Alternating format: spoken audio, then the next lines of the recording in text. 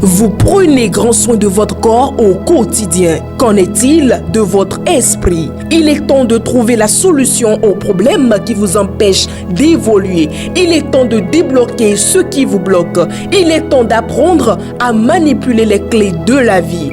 Pour y arriver, suivez cette émission. En dehors de moi, qui suis-je? Guéri TV Monde vous l'offre pour éclairer votre chemin. En dehors de moi, qui suis-je? C'est tous les jeudis à partir de 21h avec Charles Alban Daoui aux commandes. Guéri TV Monde, le leader des web TV.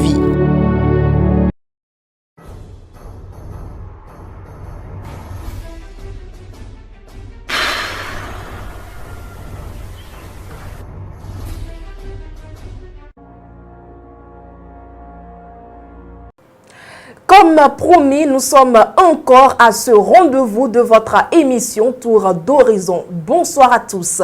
Dans le bulletin d'information, nous vous présentons quelques faits de société ayant fait l'actualité cette semaine. Après l'excommunication actée par l'Église évangélique Union Renaissance d'Hommes en Christ contre deux fidèles pour des faits de débauche et d'adultère, la justice est entrée en scène. Le caractère viral de la vidéo érotique du pasteur Bienvenu Maradjadé et Dame Béatrice Docoin n'a pas laissé indifférentes les autorités judiciaires. Selon des sources concordantes, après la vidéo qui a fait le tour des réseaux sociaux et des articles de presse, le procureur du tribunal de première instance d'Abomey aurait instruit les officiers de l'antenne régionale centre de la brigade criminelle à l'effet d'ouvrir une enquête. Le pasteur et la dame ont été présentés au procureur jeudi 26 janvier 2023. Selon les sources, l'analyse des faits révèle que le pasteur et sa compagne de fortune ont volontairement enregistré leur vidéo puis ont facilité sa publication sur les réseaux sociaux. Le procureur a donc décerné un mandat de dépôt contre le pasteur et la dame. Les deux amants sont poursuivis devant le juge des flagrants délits pour publication obscène et atteinte à la pudeur sans violence. L'audience est prévue pour le 30 janvier 2023. La Cour de répression des infractions économiques et du terrorisme a requis 7 ans de prison ferme contre un jeune homme âgé de 25 ans. Présenté au procureur le lundi 23 janvier 2023, le chef d'accusation retenu contre le mis en cause, selon Libre Express, est escroquerie par le biais d'un système électronique. Selon le média, le couple vivait leur idylle lorsque l'homme a décidé de faire croire à sa chérie, qui est éperdument amoureuse de lui, qu'il a des opportunités d'investissement et qu'il a besoin d'argent. Comme l'amour est aveugle, elle lui remet alors plusieurs millions de francs CFA pour investir dans cette opportunité. Il s'agit, selon la jeune fille, de plus de 26 millions de francs CFA. Mais dans sa déposition ce lundi, le jeune homme de 25 ans nie ce montant et confie n'avoir reçu que 6 millions de francs CFA. Suite à ce démenti, la jeune femme s'est effondrée en larmes devant les juges de la Criette. Après l'examen du dossier, le ministère public a requis 7 ans de prison ferme contre le jeune homme et le dossier a été renvoyé en délibéré pour le lundi 27 février 2023. Nous nous rendons à présent dans le département des Collines, précisément à Savès, où un homme a renvoyé son épouse après avoir constaté que leur enfant ressemble au voisin. Il y a des mois, rapporte d'IB Info que le mari, menuisier de profession, observe son enfant âgé seulement de 3 ans, le troisième bien sûr, et voit en lui des traits physiques qui ne sont ni les siens, ni ceux de son épouse. Un amer constat qui l'a obligé à prendre une décision radicale sans passer par un test d'ADN. Je le cite, « Je n'ai pas besoin d'un quelconque test d'ADN pour cet enfant.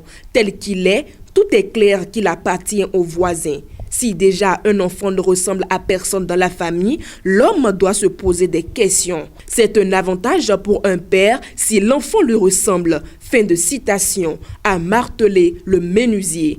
Un argument balayé d'un revers de main par l'épouse repudiée. Selon elle, cette prétendue ressemblance est une pure coïncidence. Mais pour son mari, ce qu'il a observé à vue d'œil atteste que les rumeurs circulant au quartier de l'arrondissement de Plateau où vit le couple et selon lesquelles son épouse le trompe sont vérifiées. Conséquence, il a pris la décision ferme et l'a renvoyé. Hors de nos frontières, précisément au Ghana, le directeur des finances de First Atlantic Bank est poursuivi par Deborah Seram à Dabla devant la haute cour d'Accra. Dans sa plainte signée le lundi 23 janvier 2023, Deborah soutient que son sugar daddy, qui était aussi son patron, a accepté de lui acheter une voiture, de payer son logement pendant 3 ans, de lui donner une allocation mensuelle, de l'épouser après son divorce avec sa femme et de lui donner également une somme forfaitaire pour démarrer une entreprise. Mais le sugar daddy a acheté la voiture en son propre nom, ce qui lui a permis de lui refuser l'utilisation 1 an plus tard. La même plainte mentionne que la jeune femme a avoué avoir accepté se mettre en couple avec cet homme marié des suites de multiples harcèlements qui auraient pu lui faire perdre son emploi si elle n'avait pas cédé. C'est pourquoi elle accuse son sugar daddy de harcèlement sexuel, de mauvais traitement, d'exploitation et d'atteinte à sa réputation. Je m'en vais à présent vous raconter l'histoire d'un vendeur de cercueils qui essaye de précipiter la mort des malades à l'hôpital afin de vendre. Cette histoire se déroule dans une ville balnéaire du sud-ouest du Cameroun. En effet, plusieurs personnes atteintes de choléra ont été hospitalisées dans cette ville. Selon Afrique Plus, le jeune vendeur de cercueils s'est rendu à l'hôpital pour retirer les comptes-gouttes qui servaient à administrer le sérum aux patients.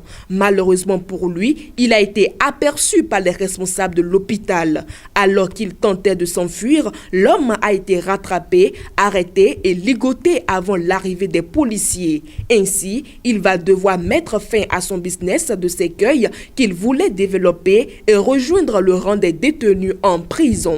Pour finir, au Zimbabwe, une étudiante a été mordue par un mamba noir en plein cours dans un amphithéâtre. Elle en est d'ailleurs décédée. L'événement malheureux s'est produit à l'université de Kenyamba. La victime, identifiée sous le nom de Mélodie, a été mordue à l'intérieur de la cuisse dans l'après-midi du jeudi dernier. Elle a succombé à la morsure du serpent après 30 minutes. Le mamba noir a semé une panique générale dans l'amphithéâtre. Certains étudiants ont sauté par les fenêtres. Les plus courageux ont attaqué et tué le serpent. Ils ont tenté de sauver la vie de leurs camarades en vain. Je ne comprends pas comment un serpent peut entrer dans une salle de classe et mordre ma fille, s'interroge le père de la victime. Selon le directeur de l'établissement, Mélodie venait de retourner en classe après avoir passé du temps avec ses amis dans des activités sportives quand l'incident fatal s'est produit. Voilà tout pour les faits divers de cette semaine.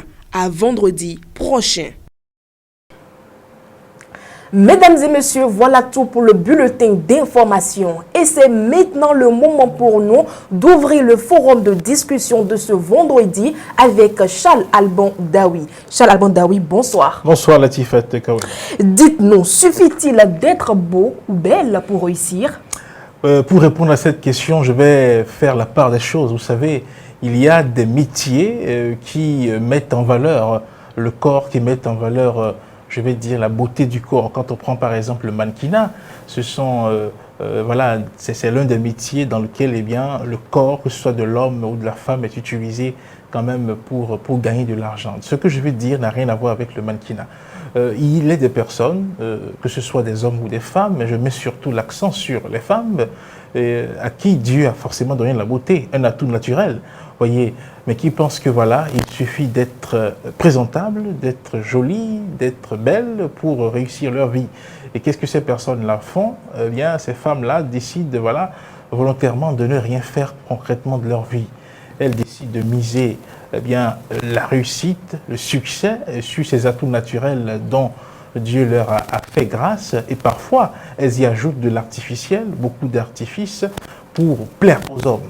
Et donc, vous verrez ce genre de femmes aujourd'hui se présenter bien sûr les réseaux sociaux, se présenter sur cette plateforme avec une partie de leur corps dénudé ou dans des tenues qui vraiment dénudent des parties sensibles de leur corps, tout ça pour attirer le regard des hommes, tout ça pour attirer le regard de personnes qui investissent dans ce genre, je vais dire, de vices, qui aiment donner, qui aiment se donner du plaisir à travers ce genre de personnes-là. Et donc, voyez-vous, il y en a de plus en plus de femmes que l'on célèbre même, qu'on présente comme des modèles de réussite.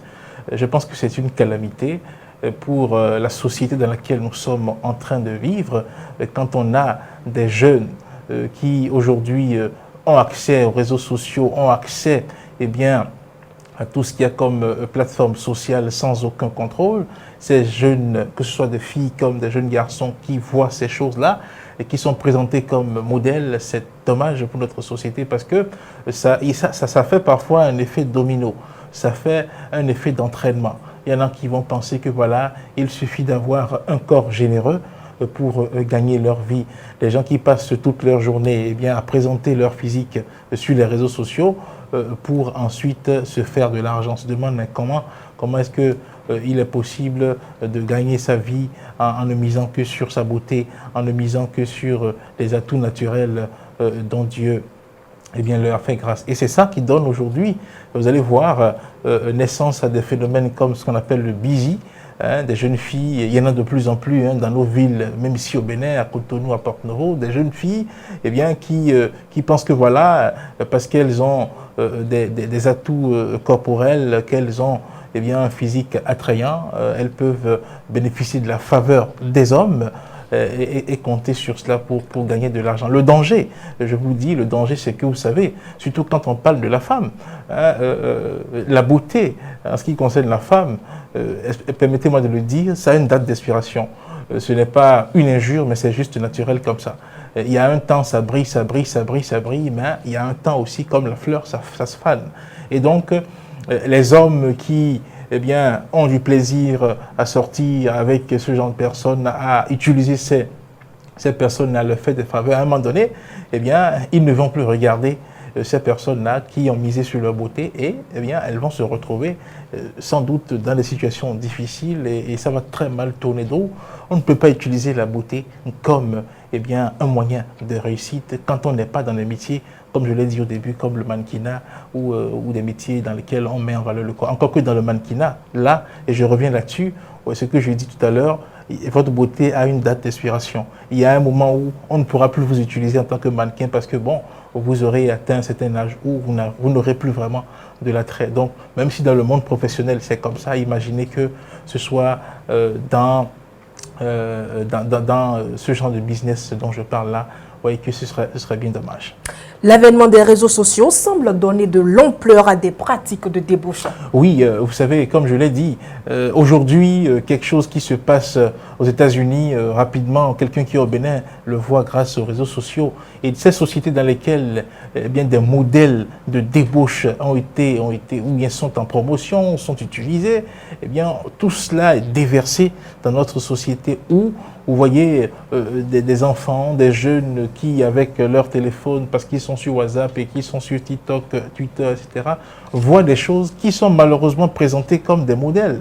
Et donc, c'est là le drame au fait. Donc, les réseaux sociaux donnent une certaine ampleur, puisque vraiment ce n'est pas filtré, des choses qui ne sont pas bonnes, des choses qui ne sont pas à promouvoir sont versées dessus, et les gens pensent que tout ce qu'on y met, tout ce qu'on publie là-bas, c'est parce que c'est bien qu'on publie. Et c'est là où c'est dommage. Et donc je dis, pour éviter que nos enfants, les enfants de notre génération se retrouvent dans ce genre de système, il va falloir quand même que un accent soit mis sur l'éducation et que l'on apprenne aux enfants, qu'on apprenne aux femmes, qu'on apprenne aux filles que oui, quand on est une personne, qu'on soit garçon ou que ce soit femme, il n'y a que par la sueur de son front que l'on arrive vraiment à gagner sa vie, à manger les atouts naturels que Dieu nous donne, ce dont Dieu nous fait grâce comme beauté ne peut pas être utilisé comme fonds de commerce, ne peut pas être utilisé comme moyen, ne peut pas être utilisé comme outil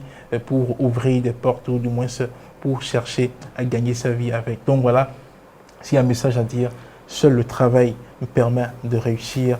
La beauté n'est pas quelque chose sur laquelle il faut miser. Merci à vous, Charles Alban Daoui. C'est moi qui vous remercie. C'est la fin du forum de discussion du vendredi 27 janvier 2023. Mesdames et messieurs, sans transition, voici la vidéo du jour.